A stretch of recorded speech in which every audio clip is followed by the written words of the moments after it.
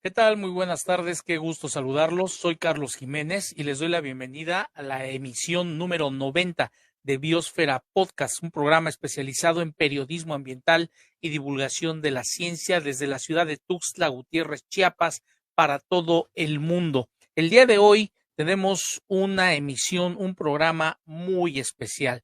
Va a estar con nosotros nada más ni nada menos que la galardonadísima, así, con ese término, doctora Silvia Ramos Hernández, vulcanóloga. Ella es profesora investigadora de la Universidad de Ciencias y Artes de Chiapas y fundadora del Centro de Investigación y Gestión de Riesgos y Cambio Climático de esta casa de estudios. Pero además, ella fue reconocida recientemente con la medalla Rosario Castellanos, el máximo galardón que otorga la entidad a personalidades que han aportado ese pequeño gran granito de arena para hacer las cosas mucho mejor en el estado, en México y por supuesto en todo el mundo. Esto es Biosfera Podcast. Iniciamos. ASIGER, Asesoría Integral para la Gestión de Riesgos, porque nuestra experiencia es su ventaja. Gorditas Don Rafita, las de convivencia, llenitas de sabor, presentan. Bienvenidos sean a Biosfera Podcast, un programa dedicado al periodismo ambiental y la divulgación de la ciencia. Noticias, reportajes, entrevistas y algo más. Conducido por el periodista ambiental Carlos Jiménez. Biosfera Podcast, Biosfera Podcast. Así es, les doy la bienvenida nuevamente a la emisión número 90. Estamos a escasos 30 y algo de días para celebrar nuestro segundo aniversario en este espacio que le apostamos a llegar a más personas, a contribuir a generar esa conciencia de entendimiento entre todos nuestro público internauta sobre la importancia de respetar esos recursos naturales y todos los elementos que componen esa gran maravilla que conocemos como naturaleza, a través de estar compartiendo información de voz de ellos, de los científicos, de los estudiosos, de los investigadores, de las personas que han invertido gran parte de su vida para tratar de responder preguntas que los seres humanos nos hemos hecho de manera inmemorial. ¿Quiénes somos? ¿A dónde vamos? ¿Y de dónde venimos? Y precisamente el día de hoy estamos de plácemes porque va a estar con nosotros en unos segunditos más la doctora Silvia Ramos Hernández. Ella, como les decía, es bióloga, es vulcanóloga, es sismóloga, fundadora del Instituto de Investigación de Riesgos y Cambio Climático de la Universidad de Ciencias y Artes de Chiapas, la UNICACH, y fue condecorada, comentábamos, con la medalla Rosario Castellanos, máxima distinción que otorga el Congreso del Estado de Chiapas por su aportación a la ciencia y al cuidado del medio ambiente en el estado. Antes de darle la bienvenida a la doctora Silvia Ramos, vamos a compartir el siguiente reportaje que nuestra colaboradora Beli Luna nos realizó, muy a colación con el tema del día de hoy, los sismos, los volcanes. ¿Qué es lo que nos espera en este 2024 con estos fenómenos naturales? Vamos a ver el siguiente trabajo.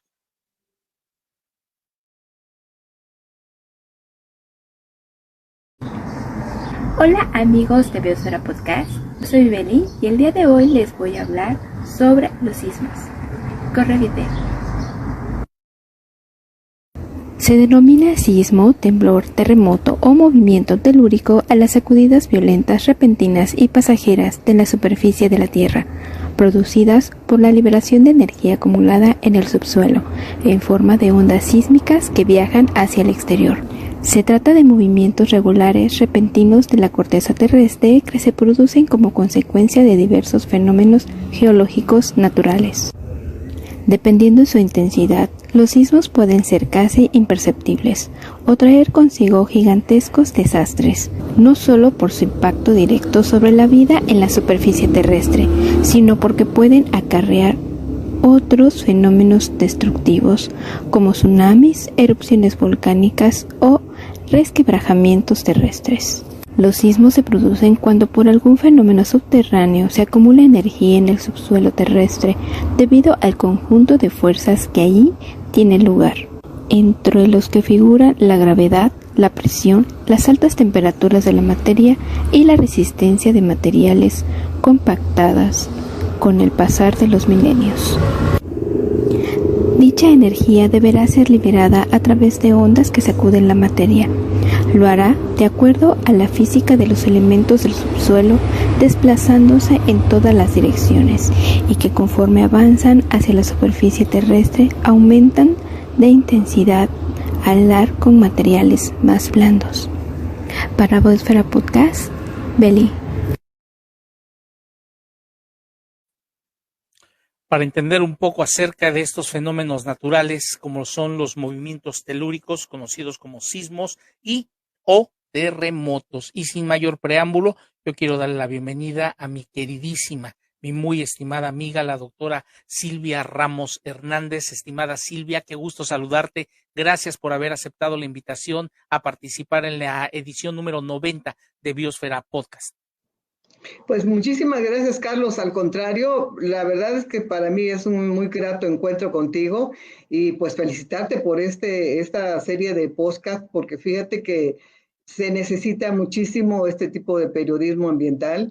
Es muy valioso y muy útil para la sociedad estar permanentemente informada a través de un periodismo objetivo que brinda información de lo básico que requiere saber la ciudadanía para tratar de entender pues todos estos fenómenos a los cuales pues nos vemos expuestos de una manera permanente, así que cuenta conmigo en todas las sesiones que nos quieras invitar, con muchísimo gusto, ahí estaremos encantados de participar.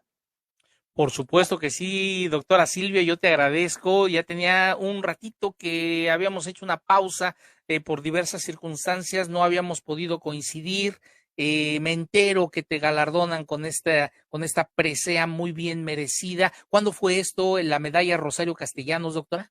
Fue hace un par de años, estimado Carlos, y pues realmente pues para mí también fue una gran sorpresa el enterarme que había sido propuesta para esta medalla.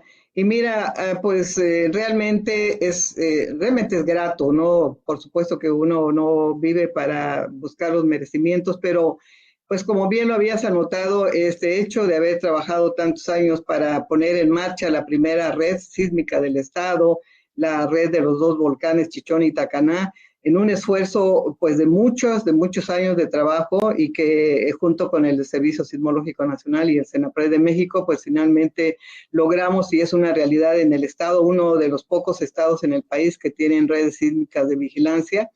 Y no solo eso, sino también pues atender algo fundamental, que es la investigación y formación de recursos humanos, y como bien lo anotaste, pues gestioné la creación del primer Instituto de Investigación en Gestión de Riesgos y Cambio Climático, una carrera de Ciencias de la Tierra que está empezando a tomar forma en el estado.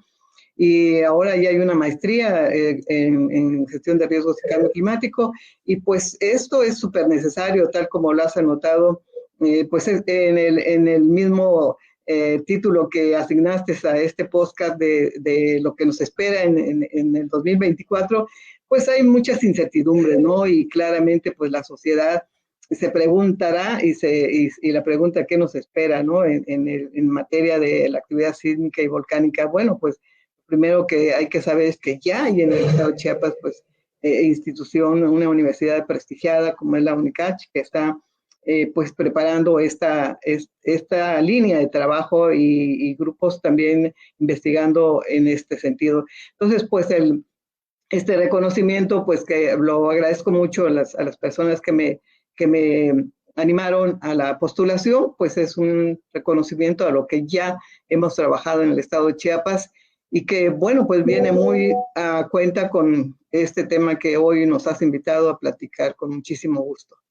Muy bien, ahí están ya los saludos. Desde hace rato nuestros amigos internautas están pues abarrotando esta transmisión. El doctor Juan Carlos Solís, saludos a la doctora Silvia Barrera. Muchísimas gracias. Saludos, doctora. Él está en Tapachula y recién participó en un evento organizado por la NASA allá en Estados Unidos. Quedó con el segundo lugar con un proyecto que presenta algo así como una aleación para la cobertura, la capa que tienen las naves de reingreso a la Tierra, pues es un invento de un joven chiapaneco, Carlos Barredo. Un saludote hasta Tapachula. También se comunica con nosotros la bióloga Lady Cristal Bautista Lavariega en Chiapa de Corzo. Saludos a la doctora Silvia. Y bueno, ahí están los comentarios también. Rubén Alejandro Vera, hola, bonita tarde. Pues saludos también a Rubén Alejandro Vera y a don Rubén ahí en el taller de motos Vera, en la Quinta Norte, y no recuerdo si es tercera,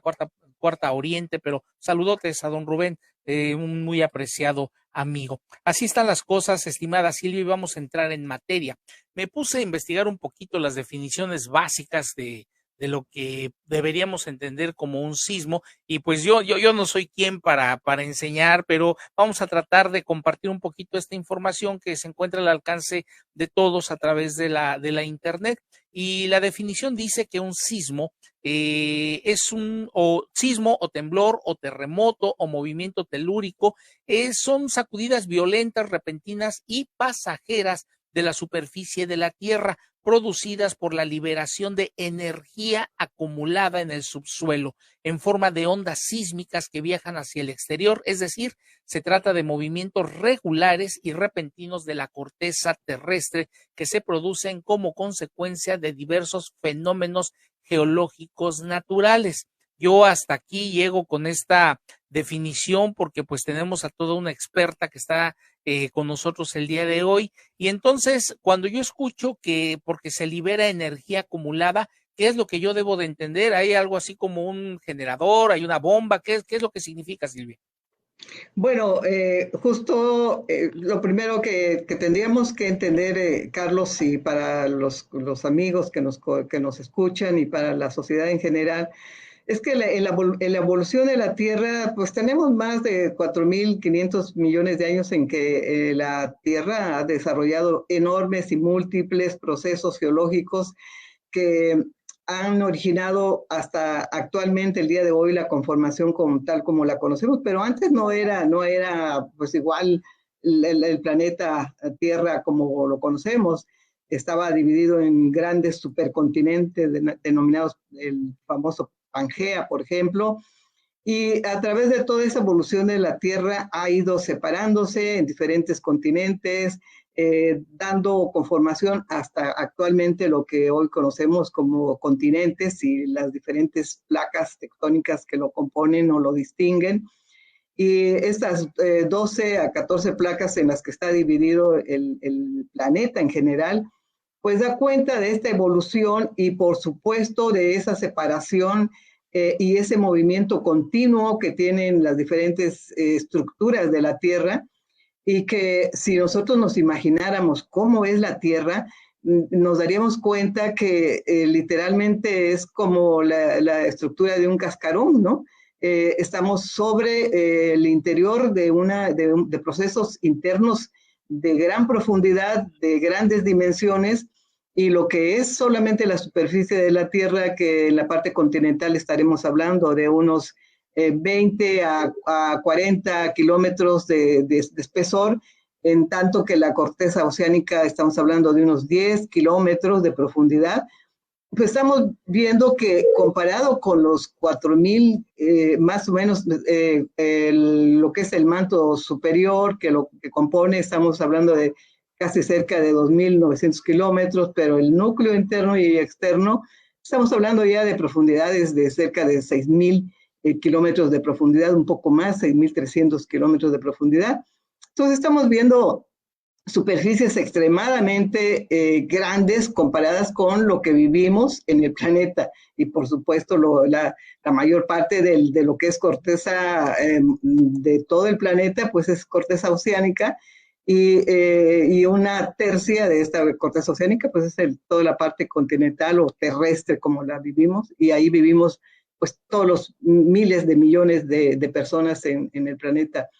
Pero en lo que era tu pregunta era, ¿por qué se producen los sismos? Bueno, entonces esta parte de cómo se está dispersando los diferentes placas tectónicas tiene que ver con ese mecanismo en la parte del manto superior, como lo conocemos, que es digamos, no es una roca ya sólida, es una roca plástica, le podemos decir así, que tiene movimientos conocidos como movimientos de convección, y este movimiento de convección pues es como un tipo de motor que mueve las diferentes placas tectónicas en el mundo. Mira, las placas tectónicas obviamente no se mueven a velocidades increíbles, porque si no ya no existiéramos, y se mueven alrededor de desplazamientos de entre 8, 10 o 12 centímetros por año, lo cual para la mayor parte de los que vivimos en la Tierra resulta tal vez insignificante, que de 7 a 12 kilómetros, perdón, de 7 a 12 centímetros por año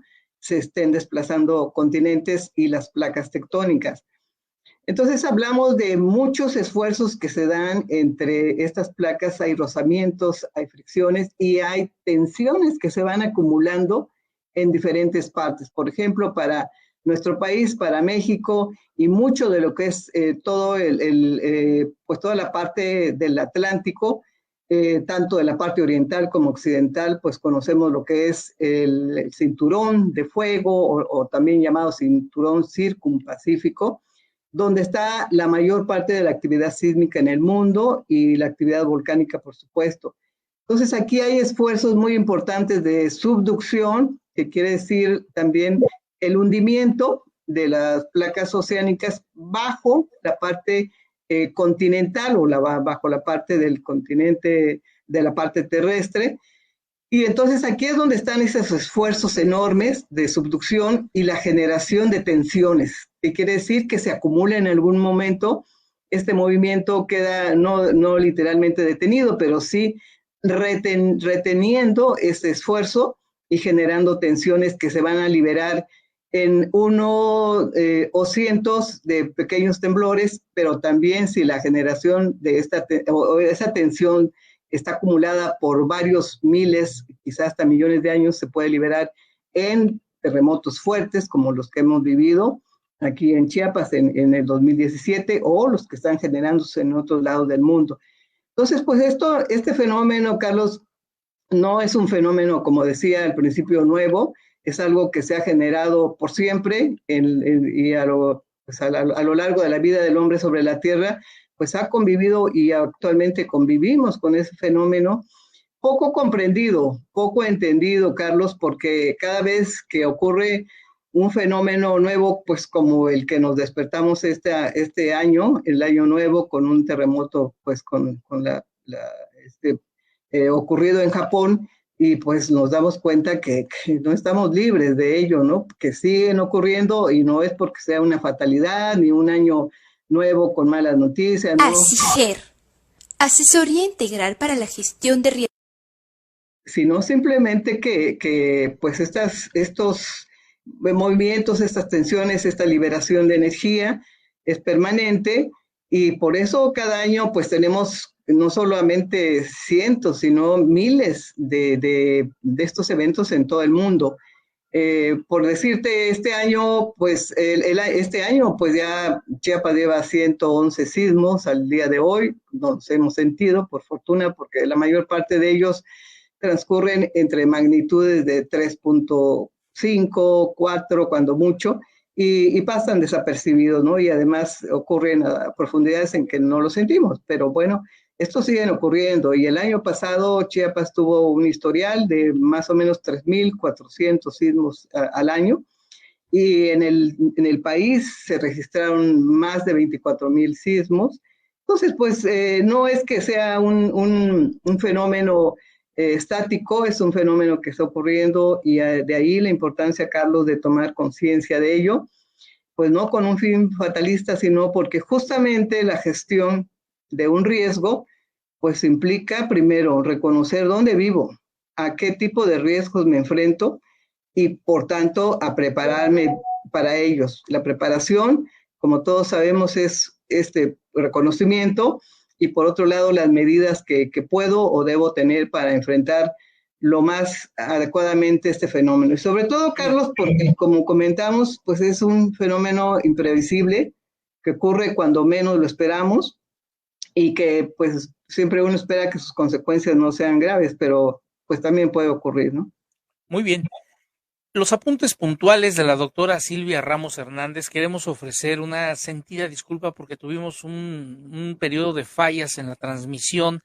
Salió toda la explicación muy completa que la doctora Silvia Ramos Hernández está compartiendo con nosotros, pero aquí en el estudio, en el switcher de transmisión, tuvimos algunos problemas que ya fueron subsanados. Luego entonces, doctora Silvia Ramos, tenemos que entender que la Tierra es un ente vivo, es un planeta que está vivo y que constantemente está en movimiento, tanto de manera externa con las capas con las que contamos, que es la atmósfera, las capas de la atmósfera y demás. Interactuamos con nuestros vecinos de este sistema solar.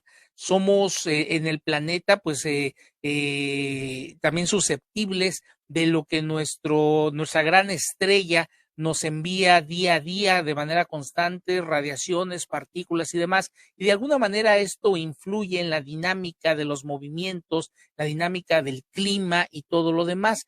Y el planeta, según yo he escuchado, si pudiéramos hacer esa analogía, ese ejemplo, más o menos si nos imagináramos un durazno, pues esa piel tan pequeña que pudiera tener ese duraznito sería el equivalente a la corteza terrestre. ¿Es correcto esto, doctora? Es correcto, Carlos, sí.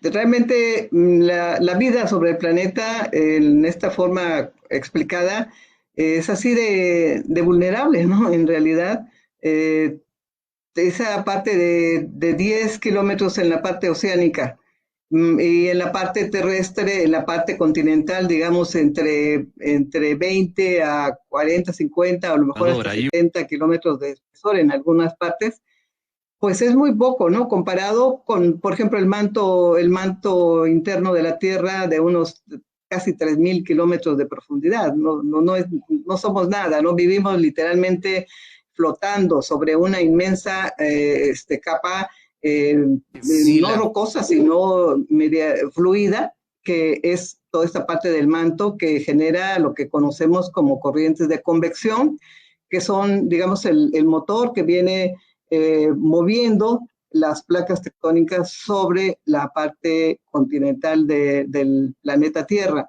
Entonces, de ahí la necesidad, pues, de entender todos estos mecanismos. Decíamos, una gran parte de la población en el mundo vive en estos cinturones sísmicos, el cinturón de fuego, el cinturón circumpacífico que se llama, y de ahí, pues, la cantidad de eventos que tenemos que pasar una y otra vez. Lamentablemente, pues, no es fatalismo, sino que aquí vivimos, ¿no? En un planeta Tierra que lo tenemos que entender mejor, que lo tenemos que conocer, porque como bien decías, pues es un planeta vivo.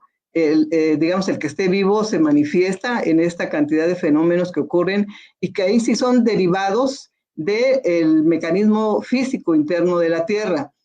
A lo que pase aquí en la superficie de la Tierra, como también comentabas, con la parte atmosférica, todo lo que está sucediendo ahora con el cambio climático, pues ya son otro tipo de fenómenos que tienen que ver ya más con los cambios que el ser humano ha.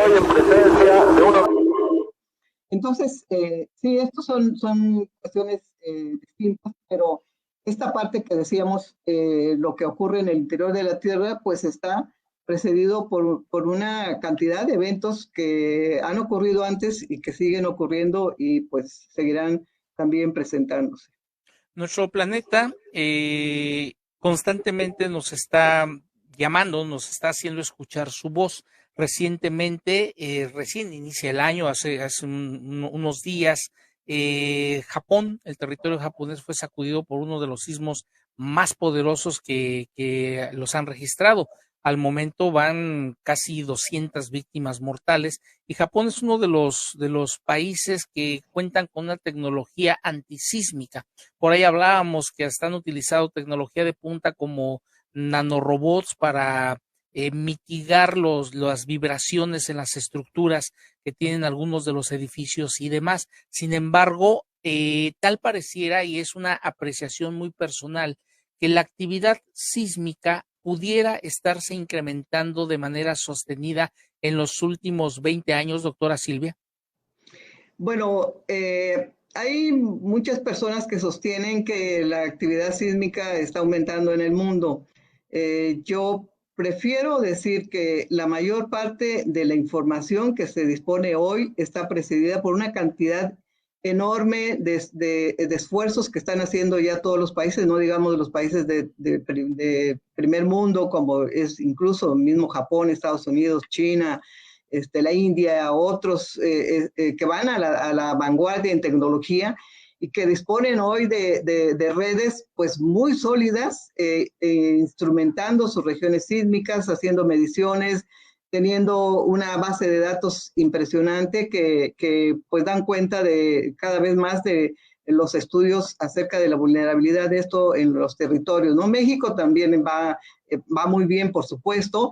Fíjate, México desde principios del siglo pasado ya disponía de sus primeras estaciones sísmicas que a través de lo que ha sido el siglo pasado, pues construyó una base sólida, de la cual, como te decía, pues estamos pues orgullosos de haber participado en los 90s y parte de la primera década de este siglo de conformar la primera red sísmica en el estado, que consta de las 4 estaciones sísmicas, que está una en Pijijiapan, otra en Tapachula, en Comitán y la de Tuxtla Gutiérrez, que dan cuenta de la actividad sísmica en la entidad.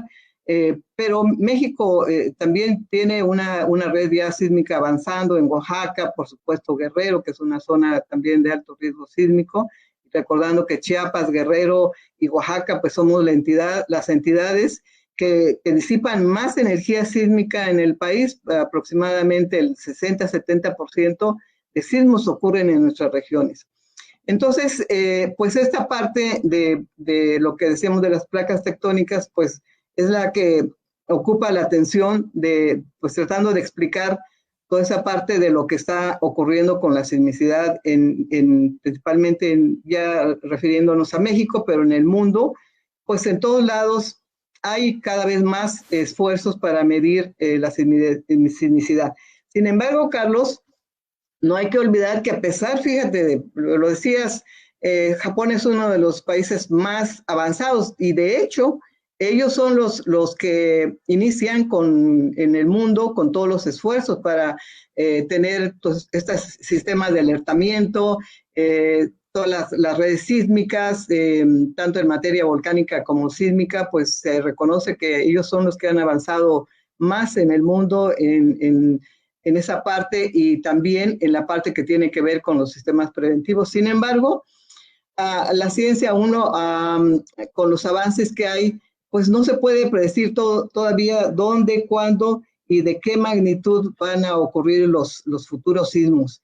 Es decir, si esto pudiera suceder, de que se pudiera apreciar con mucha, digamos, certeza cuándo ocurren o cuándo van a ocurrir y sobre todo dónde para poder adelantar los esquemas de preparación, pues sería estupendo, ¿no? Como otro tipo de fenómenos, como es incluso el cambio climático o incluso ya los pronósticos que hay, pero no es posible, ¿no? Lo que sí hay la certeza de que tenemos ya los mapas de vulnerabilidad sísmica, los mapas de riesgo sísmico en el país y en nuestras regiones, y de esa manera sí tener certeza de que vivimos en una región pues altamente sísmica.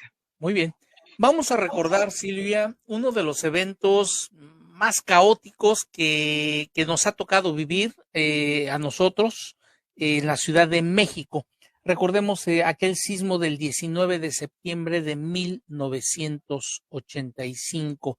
Han habido 2 sismos que nos han marcado, quizá 3. Hubo en la década de los 50, cuando cae el Ángel de la Independencia, tú recordarás. Creo que fue en 1957.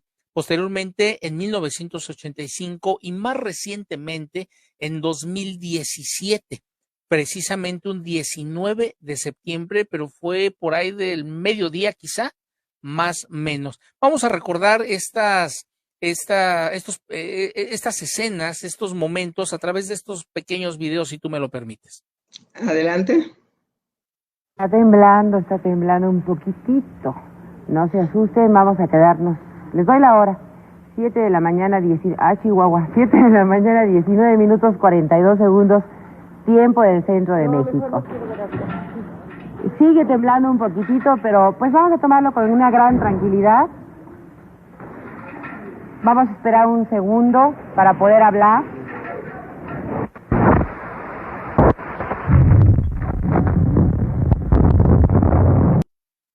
Estando en plena transmisión en el noticiero hoy mismo, tú recordarás, el reloj marcaba las 7:19 con 10 segundos y en ese momento los movimientos oscilatorios se dejaron sentir como nunca antes esa generación lo habíamos percibido.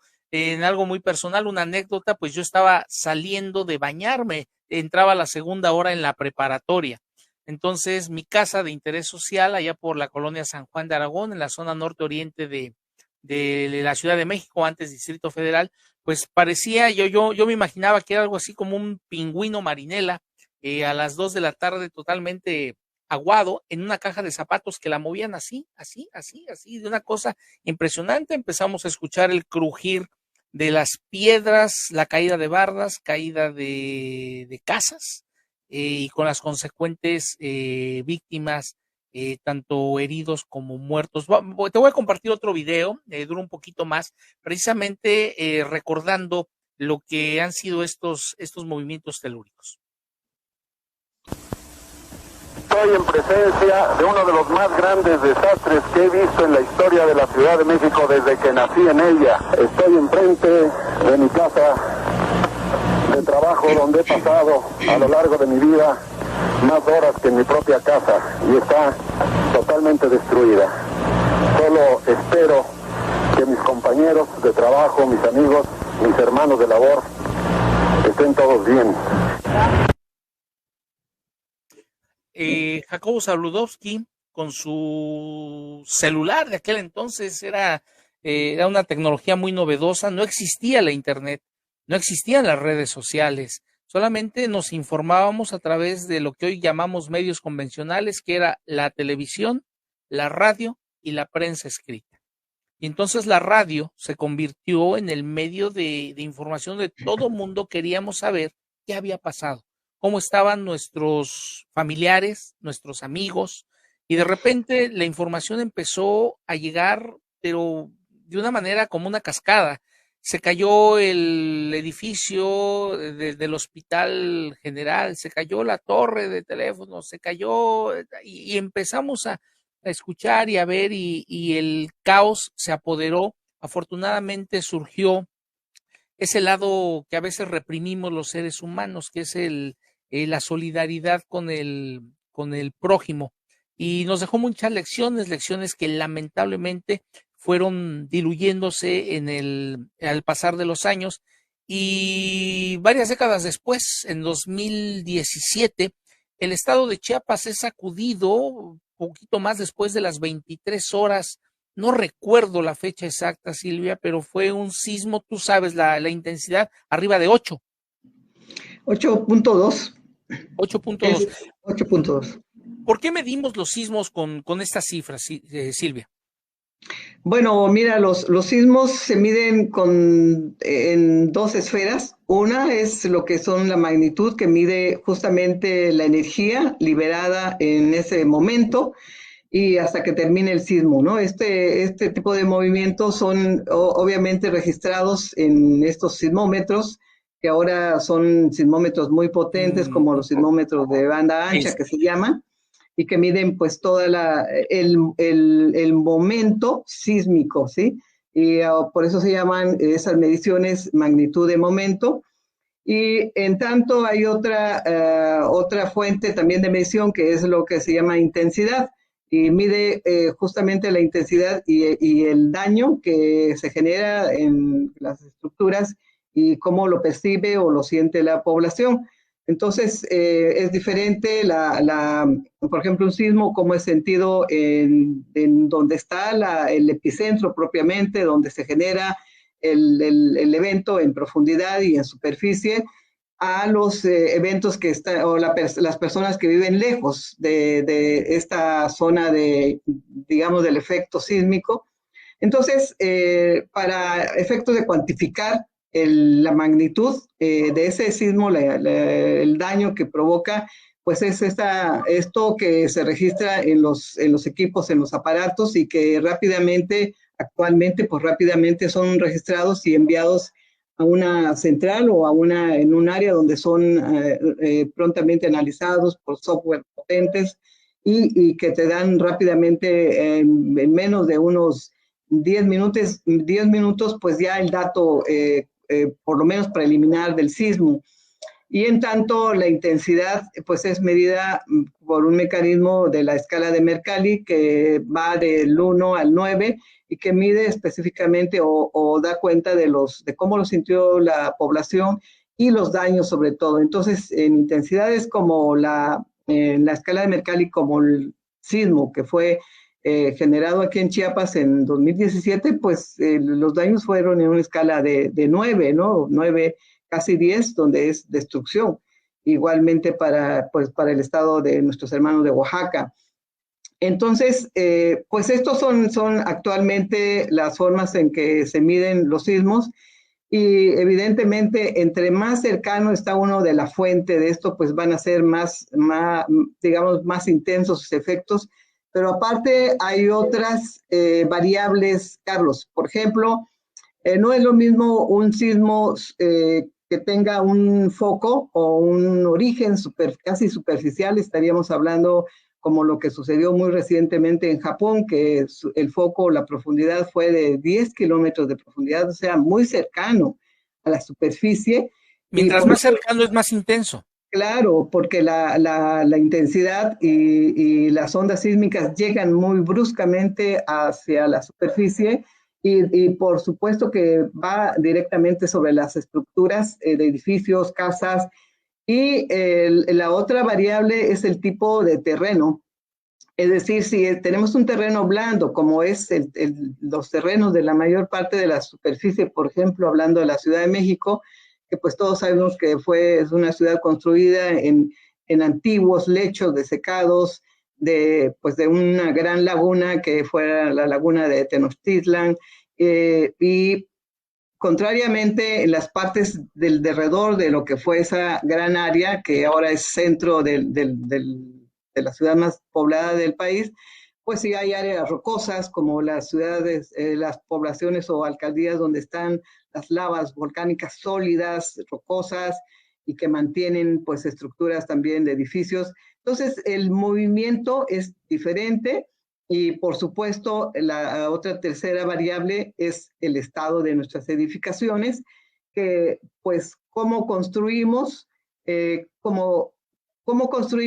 nos podemos dar cuenta de cómo van a resistir nuestras estructuras. Y la cuarta y otra variable, Carlos, pues es la preparación, ¿verdad? Normalmente nadie quiere volver a hablar ya de los sismos. Eso lo platicamos en algunas ocasiones contigo, en otros programas anteriores. Pues cuando se quiere repasar o revivir, pues cómo te enfrentaste a estos fenómenos, pues hay mucha gente que nos ha dicho, no, yo no quiero saber ya nada de sismos, no quiero hablar de eso porque me arruinan el día, y más si lo pasó mal en el terremoto de 2017, no quieren saber nada. Pero viene al caso de que este tipo de fenómenos, pues lo vamos a pasar una y otra vez. De ahí lo que decíamos al principio, planeación, la gestión de riesgos, el saber cómo está el estado de nuestra construcción, en qué tipo de zona vivimos en la ciudad. Hay zonas más, digamos, que se sienten, aquí en Tuxtla mismo, no es lo mismo un sismo fuerte que lo pasas en el centro de la ciudad a un sismo que lo pasas en la parte norte, más rocosa, que en la parte sur, que es más de terrenos blandos. Por el tipo de suelo influye también el movimiento. Es correcto, es el tipo de suelo, suelos blandos, centro y sur de la ciudad, terrenos rocosos en el norte de la ciudad. Entonces, los movimientos son distintos y la intensidad del movimiento también, la aceleración que se denomina, pues es distinta en uno y otro lado. Y eso es lo que pasó en Japón, 10 kilómetros de profundidad abajo de suelos blandos y edificaciones, aunque sus edificaciones son muy buenas en la mayoría de las construcciones, tienen reglamentos de construcción también muy severos, pero aún así la intensidad y la aceleración sobre ese tipo de estructuras pues hace que finalmente vengan abajo, ¿no? Muy Entonces, la otra, decíamos, de la preparación. Yo estoy recuperando en mi mente las imágenes que pasaron las primeras horas después de ese terremoto de Japón, en que la gente sale, pero rápidamente se pone en lugares abiertos, o busca también, si están en oficinas, abajo de mesas o abajo de estructuras donde se protejan la cabeza, que es la parte más vulnerable del cuerpo humano. Entonces ahí se quedan hasta en tanto pasa el sismo. Por suerte y por fortuna, los sismos no duran una eternidad, aunque sí nos parece una eternidad cuando están sucediendo, ¿no? Porque se pasan los segundos y eso no termina, pero pues estamos hablando aproximadamente de un minuto en el que termina ya la vibración del terreno, las ondas superficiales, que son las ondas más destructivas, y finalmente se calma.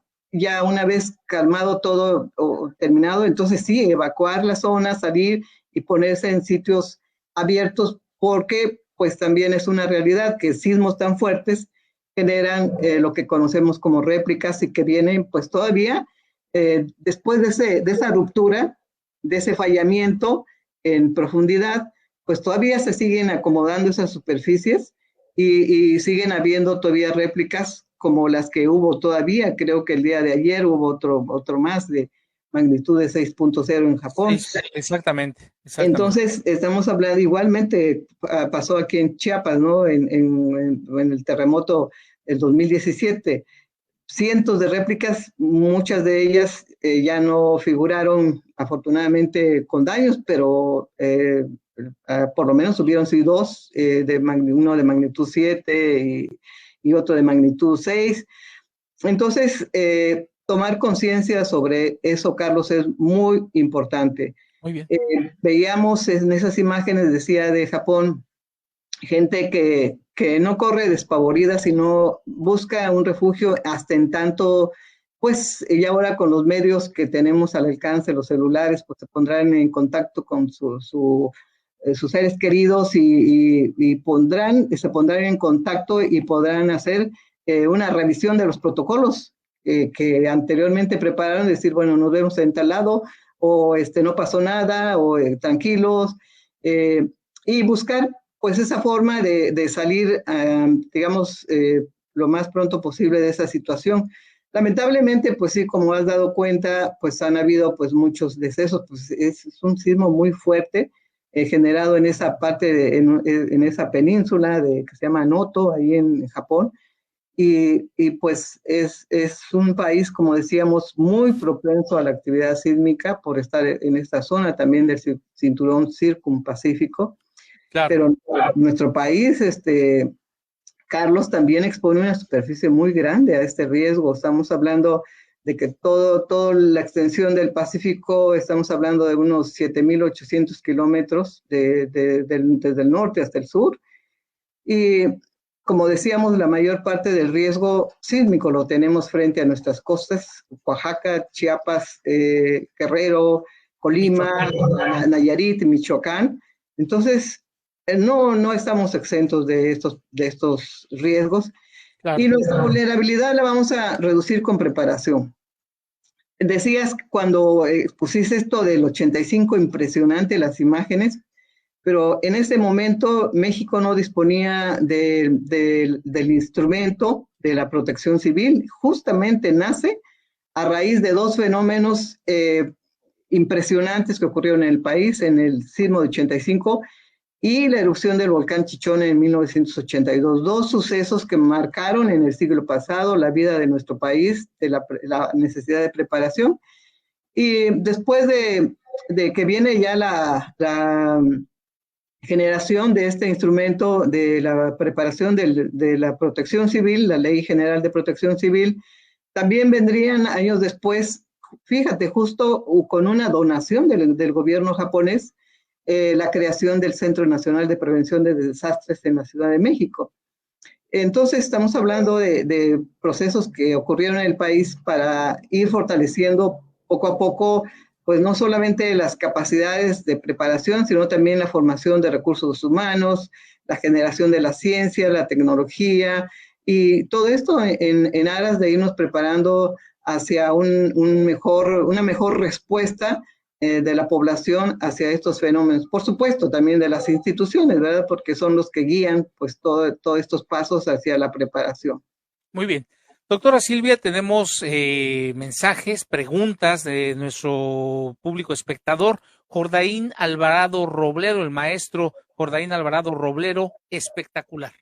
Espectacular la información, la invitada, este programa de Biosfera Podcast en su emisión número 90.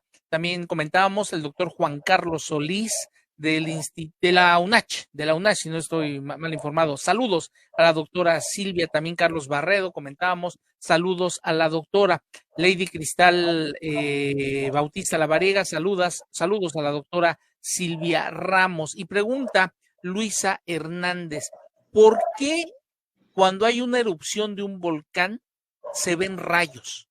Ah, qué interesante. ¿Por qué se ven rayos, doctora Silvia? Bueno, esta parte de la generación de rayos se da justamente por la interacción, por supuesto, violenta entre las partículas que arrojan las emisiones de los volcanes. Recordemos que cuando los volcanes arrojan emisiones de gases y cenizas calientes, esta parte del choque de esas partículas que salen violentamente, estamos hablando de temperaturas y la violencia con el que salen tan altas, pues generan estos choques y dispersión en forma de rayos.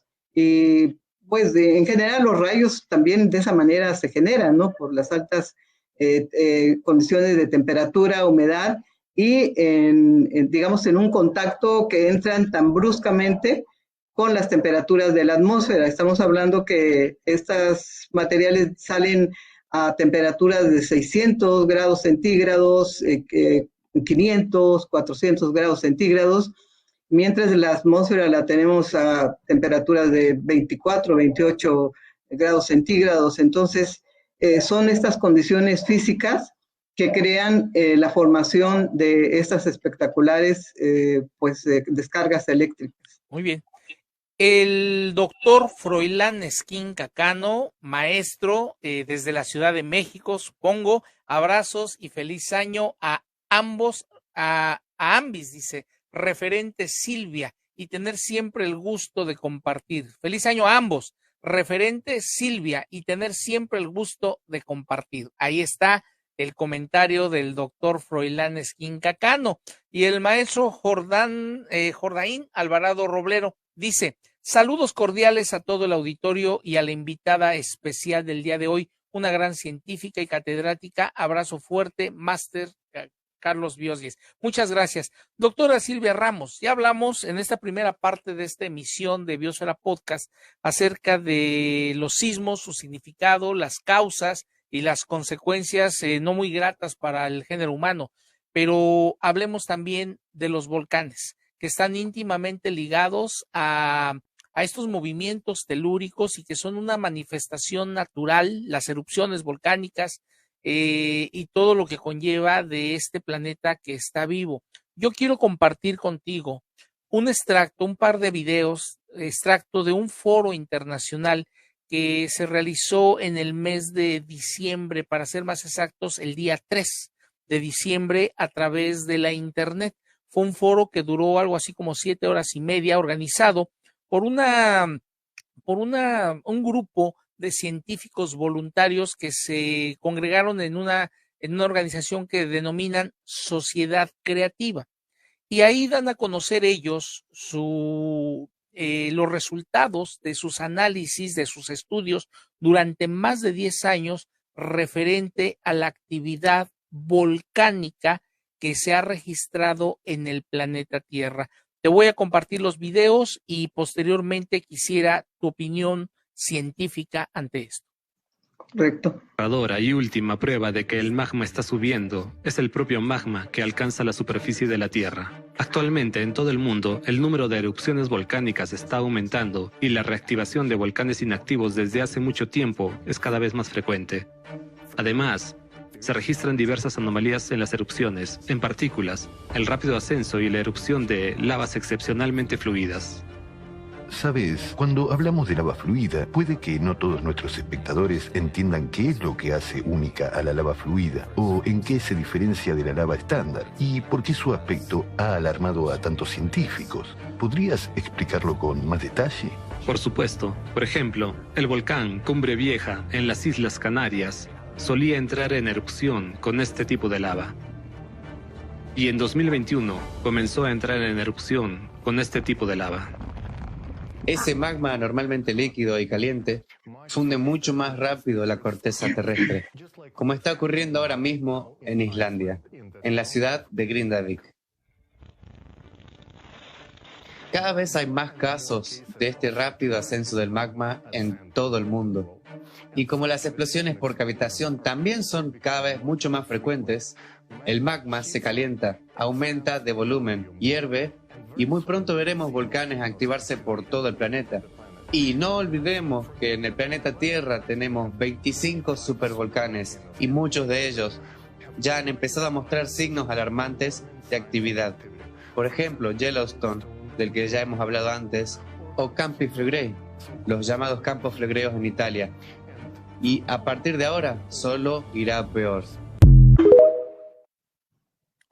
Este es uno de dos videos que quiero compartir contigo, donde este grupo de científicos pues dan a conocer con gráficas, con sus estudios medibles, cuantificables de lo que ellos han investigado, han observado y desde el resultado de estos estudios han comprobado de que hay una actividad no conocida por nosotros y que se ha ido acelerando paulatina pero sostenidamente en el planeta.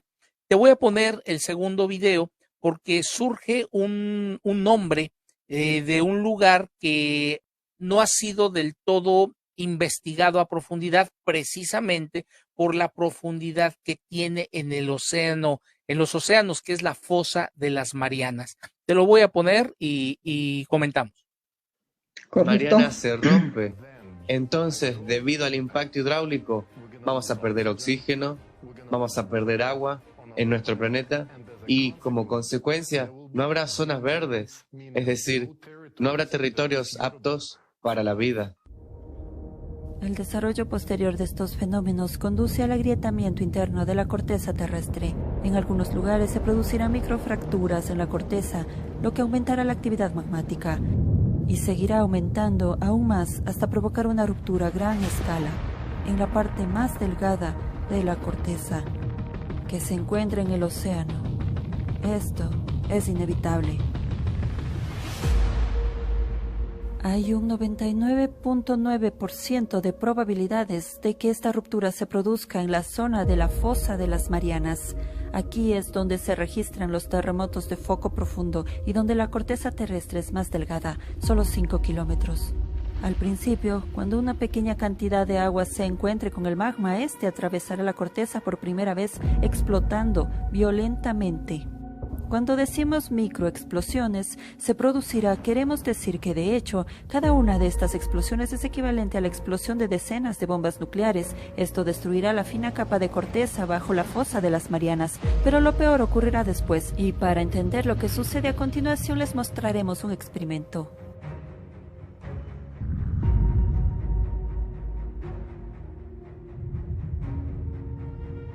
¿Viste lo que pasó cuando el agua se encontró con el metal al rojo vivo? Ahora multiplícalo por 100.000 millones de veces.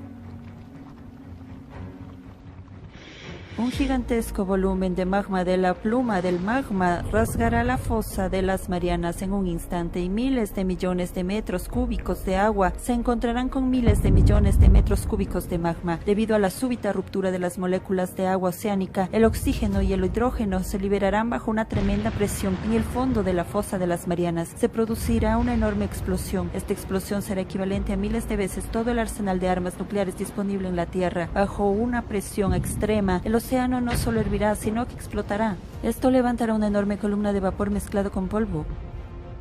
Bajo una tremenda presión, esta gigantesca columna de vapor se precipitará tan alto que desgarrará nuestra atmósfera.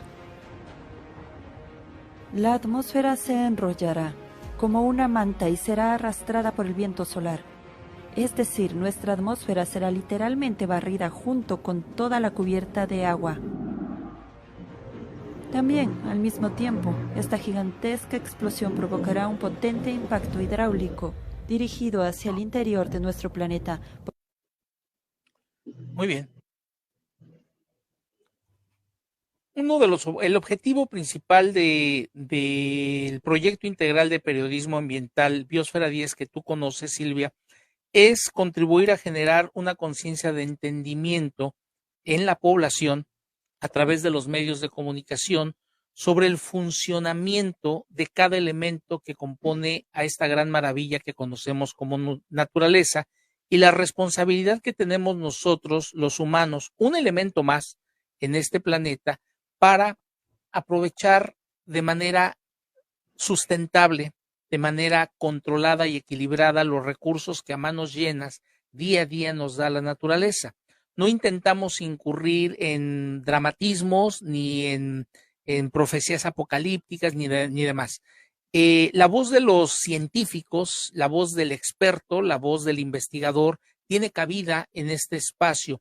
Tú eres una reconocida investigadora científica que me ha honrado con su amistad. Pero cuando yo tengo contacto por primera vez con este tipo de documentos visuales que están ahí, estas evidencias documentales, no me deja de llamar la atención, porque este foro duró más de 7 horas y presentan gráficas, presentan estadísticas, presentan con un lenguaje científico en diversas cantidades y medidas y demás. Y digo, yo soy periodista, pero tengo la obligación de darlo a conocer a la opinión pública. Yo quisiera saber la opinión de una connotada científica galardonada, la doctora Silvia Ramos Hernández, al respecto de lo que acabamos de ver y escuchar. Bueno, yo lo primero que te podría decir, Carlos, es que hay que tomar con mucho cuidado la información. Por supuesto que uno pensaría que la garantía de la información es que está generada en un ámbito científico internacional, ¿no? De un grupo científico pues serio, ¿no? Como lo presentan ahí en el video. Y ¿por qué hay que tomarlo con cuidado? Cuando inició tu pregunta de que esta actividad pareciera que en este siglo se está acentuando, como también la actividad sísmica que se estuviera acentuando en este siglo, yo te diría que en el siglo pasado el mundo atravesó por cataclismos incluso muy grandes en el mundo, de grandes erupciones volcánicas, grandes terremotos, cantidad de decesos en muchas partes del mundo por estos fenómenos. Pues, evidentemente no había preparación y no había lo que hoy conocemos también como toda esta parte de las redes sísmicas, de cómo se están midiendo estos fenómenos, cómo se están no controlando, pero sí midiendo sus efectos y estudiando la vulnerabilidad en las poblaciones. Con esto yo te diría que al tomarlo con cuidado, esta información es, por un lado, apelar realmente a la información, sí científica, sobre todo la que se pueda generar en nuestros países, en nuestras regiones, en los grupos científicos, que pueden dar cuenta en un momento determinado de si realmente corremos un peligro como el que ahí lo quieren, lo demuestran o lo quieren dar a conocer, porque de otro lado se genera lo que dices tú, el catastrofismo, el alarmismo, que nos deja pues literalmente vulnerables, es decir, si ya no hay nada que hacer, si el mundo va por un mal camino por estos fenómenos, pues entonces pues ya no hay nada que hacer, al contrario, ¿no? Yo creo que en el mundo científico, mira, hay información generada por grupos muy serios, por algunos grupos probablemente no tanto, pero que disponen de cierta información. Yo creo que este tipo de mecanismos de generación tendría que ser solventada o reforzada por grupos científicos, digamos, de todo el mundo, por decirte, en el mundo hay una asociación de volcanología mundial que tendría que dar fe de que esto realmente pueda ocurrir, y no lo es, ¿no? Recientemente va a haber muy pronto una reunión de la Asociación de Vulcanología en Latinoamérica, y pues tendría que estar solventada o digamos, ratificada o avalada. Y yo no veo información en esa asociación de la famosa IAPSEI, que es la Asociación Internacional de Vulcanología, que esté todavía avalando esa información. Más bien, pues está la asociación más dedicada a los estudios de las redes, los fenómenos, los mecanismos de aparición de estos fenómenos, la parte de la reducción de vulnerabilidad, la preparación de la población, etcétera. Entonces, de ahí la necesidad, pues también de lo que tú decías, en la parte de lo que escogemos de información, cómo lo damos, y sobre todo, pues buscar, pues digamos que la ratificación o no de los grupos científicos. Y en ese sentido, pues de nuestra parte, yo iría con mucha, como te dijera, cuidado. Por ejemplo, lo que tú dices de Islandia, ¿no?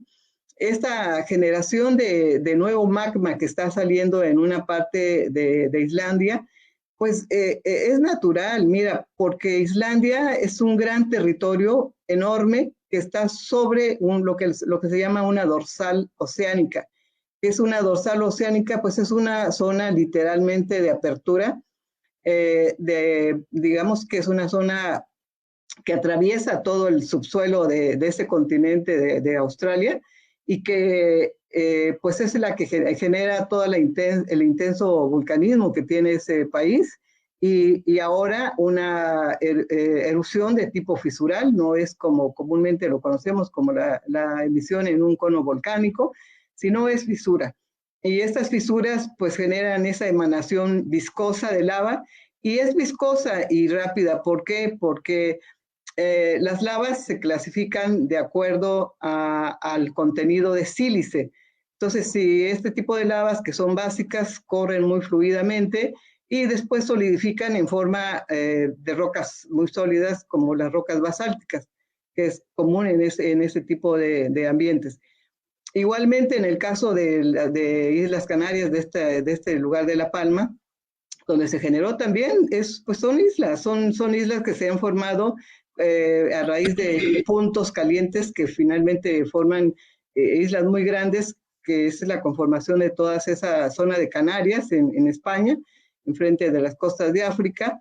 Así lo es también Hawái, y así lo es otras islas también en el mundo, y pues Islandia no es la excepción.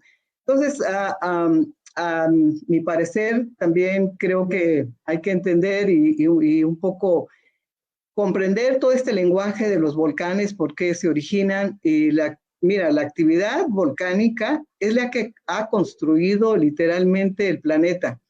Recordemos que los primeros albores de la formación de la Tierra fueron material magmático, que creó toda esa superficie rocosa, que primero generó un mundo inhabitable, porque así fue los primeros albores de la Tierra.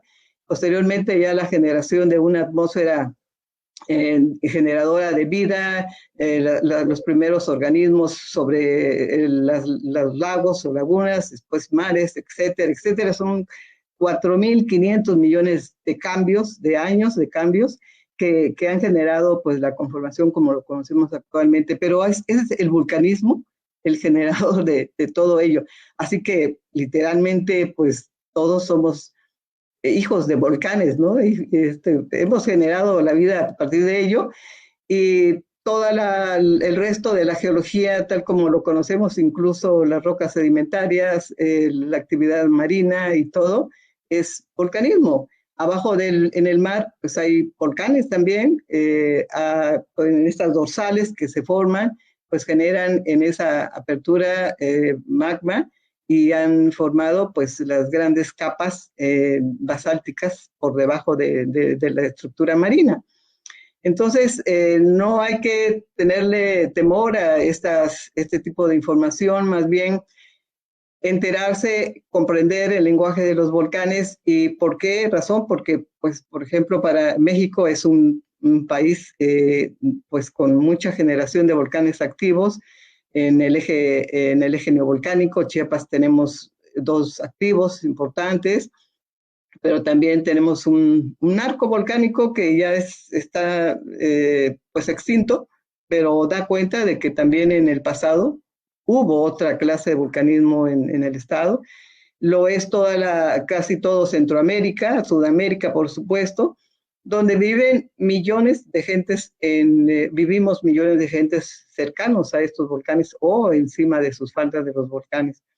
Entonces, muy interesante, Carlos, este tema de los volcanes. Yo creo que da mucho para hablar, pero yo resumo todo ello, Carlos, diciéndote que esa parte de saber en qué regiones vivimos, con qué fenómenos convivimos, cómo debemos de entenderlos primero para prepararnos bien y no tenerles miedo, ¿no? Más bien es como una enfermedad. Si tú tienes una enfermedad y la conoces y te dan un diagnóstico, te dicen claramente esto tiene, si usted hace esto y esto, va a vivir por mucho tiempo, va a tener una calidad de vida y hay que hacerlo, ¿no? En el caso de los fenómenos a los cuales nos enfrentamos, eso tenemos que entenderlo, saberlos manejar, prepararnos bien, conocer las instrucciones que dan autoridades. Y la otra es esta parte que haces tú muy bien de generar cultura, generar también debate, por supuesto, generar opinión, y el resto también son las cosas que debemos de asumir muy, digamos, objetivamente la población. Muy bien. Doctora Silvia Ramos, muchísimas gracias. El tiempo se nos termina. Ha sido uno de los programas más extensos que hemos tenido en la edición número 90 de Biosfera Podcast, prácticamente iniciando este 2024. Y qué mejor que hacerlo con tu presencia. Yo me siento muy honrado porque hayas aceptado esta invitación. Tuvimos a la doctora Silvia Ramos también en Biosfera Podcast edición radio el día martes, precisamente el día de ayer, estuviste con nosotros en cabina de transmisiones en la nueva FM en el 94.7, hablando precisamente de información que atañe a este tema, los sismos, los volcanes y lo que debemos hacer los seres humanos, cómo debemos entenderlo, sobre todo entender para perder ese miedo, no caer en mitos, no caer en rumores, sino entender las cosas que son manifestaciones propias de la naturaleza y entender sobre todo que nuestro planeta es un planeta que está vivo, es un planeta que a diario nos dice, hey, momento, aquí estoy, sí, está muy bien tus redes sociales, está muy bien tu tecnología, pero yo aquí estoy y tú estás de paso. Eso es lo que quisiera tal vez yo entender, pero tal vez si pudiéramos entender, valga la redundancia, esa voz de la naturaleza, muchos de los errores que cometemos a diario, como las emisiones de gases de efecto invernadero de manera indiscriminada, toneladas y toneladas de contaminantes, tala clandestina, tala que acabamos con miles de hectáreas de bosques y demás, no lo haríamos, porque entenderíamos que todo tiene una causa y todo tiene un efecto. Doctora Silvia Ramos, muchísimas gracias.